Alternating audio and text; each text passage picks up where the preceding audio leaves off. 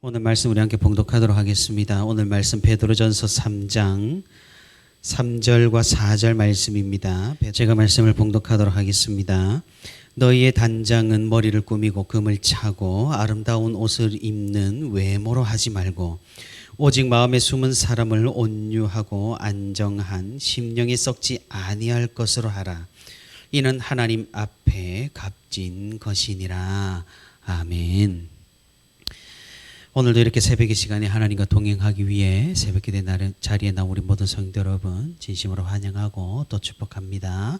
오늘도 우리 함께 말씀 듣는 가운데 또 기도하는 가운데 하나님의 크신 은혜와 위로가 풍성히 있기를 주님의 이름으로 소망합니다. 사도 베드로는 어제 본문에 이어서 가정에서 복음을 위한 그리스도인의 삶이 어떠해야 하는지를 오늘 본문을 통해서 이야기를 하고 있습니다. 현대는 개성과 패션의 시대입니다. 하지만 우리가 10계명 중에 7번째 계명을 살펴보아 알 수 있듯이 이런 개성이나 패션도 도를 넘게 되면은 아주 곤란해진다라는 말입니다. 아무리 자유라고 하지만 그것이 다른 사람으로 하여금 잘못된 생각을 가지게 한다면은 그것은 더 이상 자유가 아니라 방종이 되어버리기 때문입니다. 그래서 우리 그리스도인들은 이런 패션과 개성에 대해서도 조금은 시대적인 흐름을 유의할 필요가 분명히 있다라는 사실입니다. 오늘 본문의 말씀도 이와 그렇게 다르지 않다라는 겁니다. 특별히 사도 베드로는 지금 이 편지를 읽을 만한 여성들에게 또 믿는 가정이든 믿지 않는 가정이든 그리스도를 따르는 아내들에게 이야기를 하고 있습니다. 그들이 가지는 관심사에 특별히 주목해서 오늘 말씀을 하고 있다라는 겁니다. 여성들의 주된 관심사는 무엇일까요? 그것은 시대가 지나도 변하지 않습니다. 매력적으로 보이는 것 또는 아름답게 보이는 것입니다. 오늘날도 그렇지만 1세기 상황도 마찬가지였다라는 그런 말이겠죠. 사회의 주된 관심은 외적인 치장에 기울어져 있었습니다. 고무적인 사실은 이런 여성들이 외적인 치장을 하는 도구가 오늘날과 별반 다르지 않다라는 겁니다. 오늘 본문 3절에 나오듯이 머리를 꾸미고 금을 차고 아름다운 옷을 입는 것. 다시 말해 헤어스타일과 장신구 그리고 의상을 통해 이런 외적인 치장이 이루어졌다라는 말이죠. 사도 베드로는 이것과 대비를 시키고 있습니다. 외적인 치장과 내적인 아름다움을 드러내는 것을 대치시키면서 결국 그리스도인으로서 무엇이 더욱 바람직한가를 이야기를 하고 있는 것입니다. 하지만 우리는 여기에서 조금은 조심할 필요는 있습니다. 베드로는 지금 여성들 보고 아예 치장을 하지 말라고 금지하는 것은 아니라는 겁니다. 외적인 치장에 자신의 자존감이나 자신의 실존을 의지하지 말고 오히려 내면과 태도와 행실로 자신의 정체성, 그리스도인으로서의 정체성을 찾으라고 지금 말씀을 하고 있다라는 겁니다. 치장을 한다라는 것 어쩌면 중요합니다. 단정하고 깔끔하고 과하지 않는 선에서 포인트를 주는 것도 괜찮습니다. 하지만 베드로가 말하는 것은 이런 치장으로 자신의 존재 의미를 가지는 것, 외적인 것에 집착하고 꾸미는 일에 많은 시간과 돈을 허비하는 것을 경고하고 있다라는 것이죠. 왜 그렇습니까? 아니 생각을 해보면 왜 베드로는 이렇게까지 여성들의 치장에 대해서까지 신경을 지금 쓰고 있는 것일까요? 우리는 앞에 본문과 문맥을 연결을 해봐야 합니다. 그리스도인들은 그들의 삶을 보여줌으로써 다른 사람들을 복음으로 인도하는 사람들입니다. 이것은 남자나 여자나 마찬가지입니다. 그중 특별히 여성들은 1세기의 상황에서 가정 가운데 가족들을 복음으로 인도하는 아주 중요한 역할을 감당했었다라는 거죠. 그런데 교회를 다닌다라는 여성이 외적인 치장에 집착을 하고 내적인 마음과 행실이 좋지 못하다면 전혀 가족들에게 이 복음을 어필하지를 못할 겁니다. 역시 베드로의 목표는 하나입니다.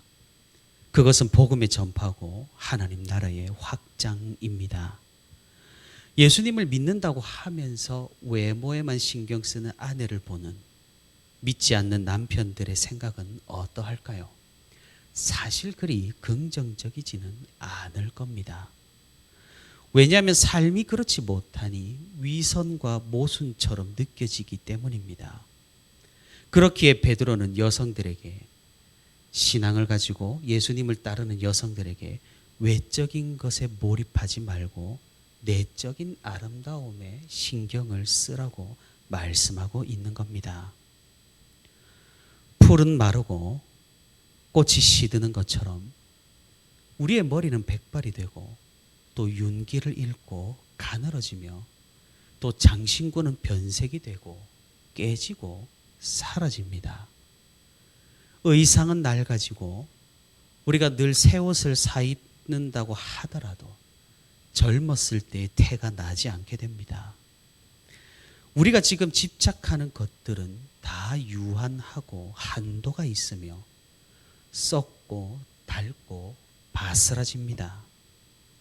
하지만 우리의 인격과 영혼의 아름다움과 하나님 앞에서의 선함은 영원하고 영속적이며 썩지 않고 무한합니다.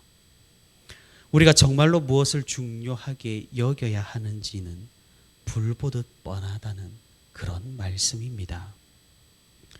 그리고 그리스도인은 우리 자신뿐만 아니라 다른 사람을 볼 때도 세상 사람들과 똑같이 외모나 조건을 보는 것이 아니라 그 내면과 중심을 볼 수 있어야 한다라는 거죠.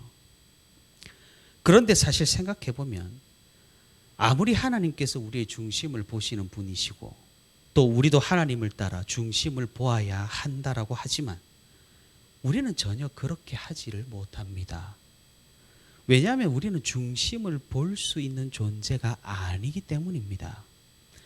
함께 지내면서 1년이 겨우 지나야 겨우 그 속을 조금은 들여다볼 수 있을까?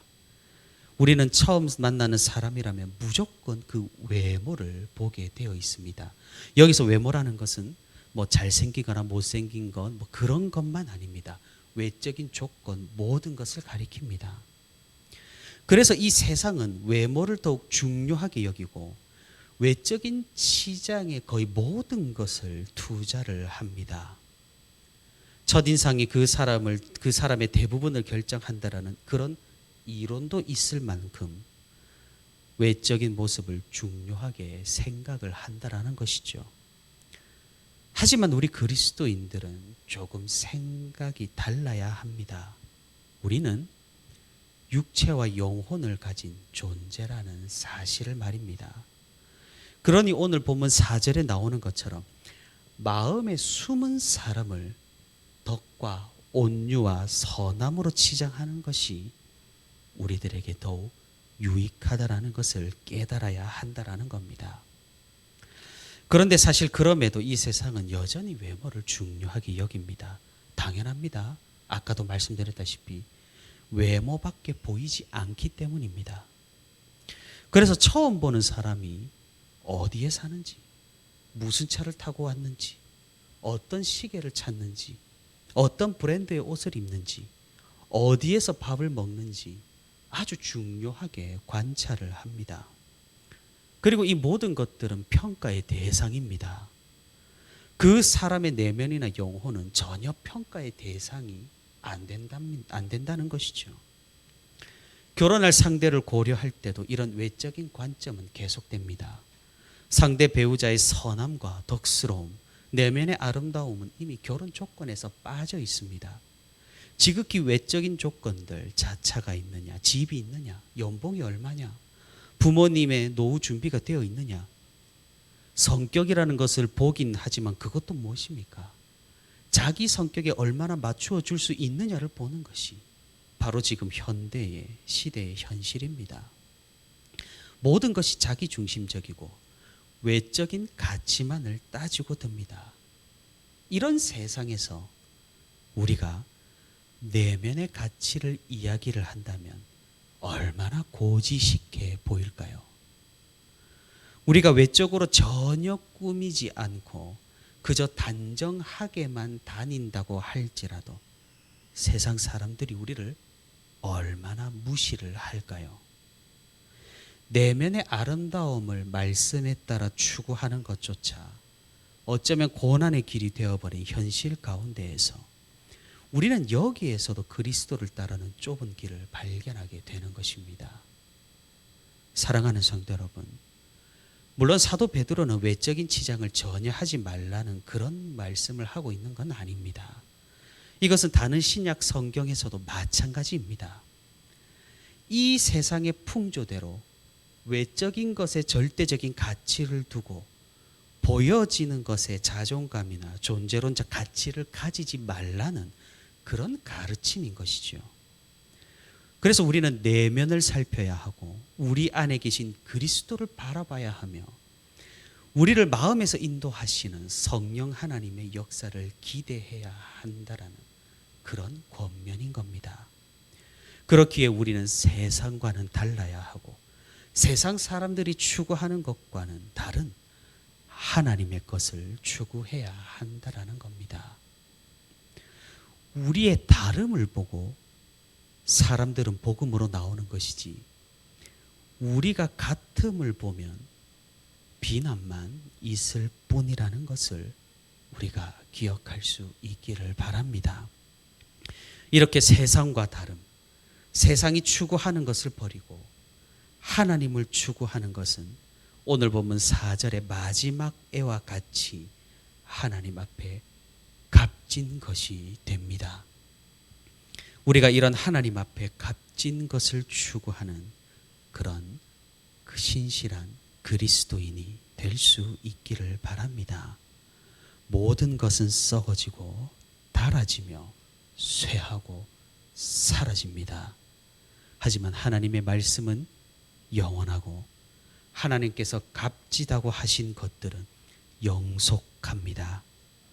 영원한 것을 위해 없어질 것들을 포기할 수 있는 우리 모두가 될 수 있기를 바랍니다.